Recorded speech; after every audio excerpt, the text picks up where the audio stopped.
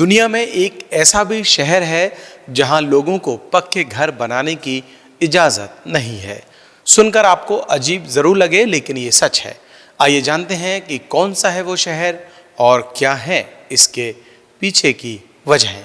America के एक छोटे से शहर सेंट्रालिया में न सिर्फ घर बनाने पर पाबंदी है, बल्कि सरकार यहाँ किसी को बसने से भी रोकती है। इसे अक्सर दुनिया के सबसे अजीब और डरावने घोस्ट टाउन में से एक माना जाता है। और सबसे दिलचस्प बात यह है कि इस रहस्य का कारण कोई युद्ध या आर्थिक संकट नहीं है। इसके पीछे का सच और भी ज्यादा भयानक है। ये तबाही 6 दशक पहले शुरू हुई थी और आज भी शहर को अपनी चपेट में रखे हुए है। सेंट्रालिया की सुनसान सड़कों और धुंधली हवा में घूमते हुए ऐसा लगता है मानो समय वहीं ठहर गया हो और हर कोना एक भूतिया कहानी सुनाने को तैयार हो। सेंट्रालिया की यह भयानक कहानी 1962 में शुरू हुई थी। शहर के नीचे एक कोयला खदान में एक छोटी सी चिंगारी ने ऐसा कहर बरपाया कि पूरा शहर आग की लपटों से धधक उठा। आग जमीन के भीतर कोयले की परतों में फैल गई और धीरे धीरे एक अंडरग्राउंड आग में बदल गई, जो अब तक बुझी नहीं है।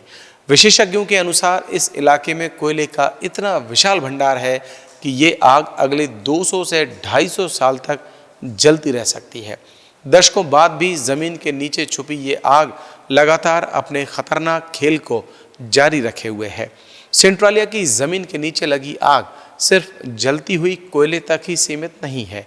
इस अंडरग्राउंड आग से जहरीली गैसें निकलती हैं, जिनमें कार्बन मोनोऑक्साइड भी शामिल है और ये दरारों के जरिए ऊपर की दुनिया में घुसती है।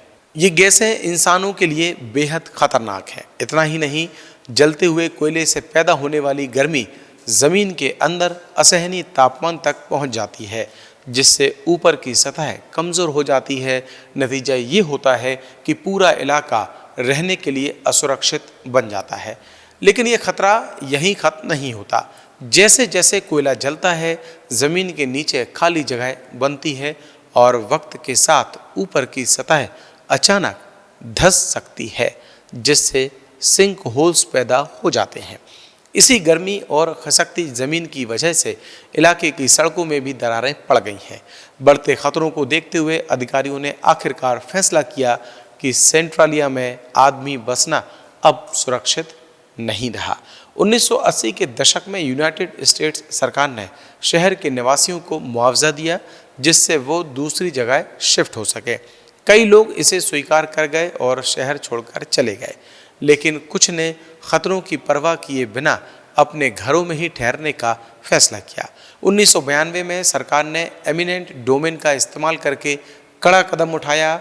इस कानून के तहत सरकार ने सेंट्रालिया की ज़्यादातर ज़मीन और घरों का मालिकाना हक अपने नाम कर लिया।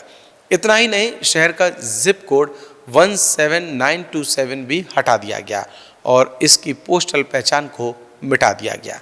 2013 में सरकार ने बचे हुए कुछ निवासियों के साथ एक समझौता किया।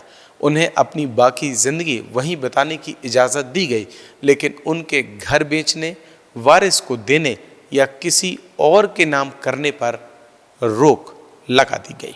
हमारी ये स्टोरी आपको कैसी लगी, आप चाहें तो हमें कमेंट करके बता सकते हैं। और अगर अभी तक आपने द प्रेस हिंदी को लाइक और सब्सक्राइब नहीं किया है तो अभी करें और मुझे दें इजाज़त। नमस्कार।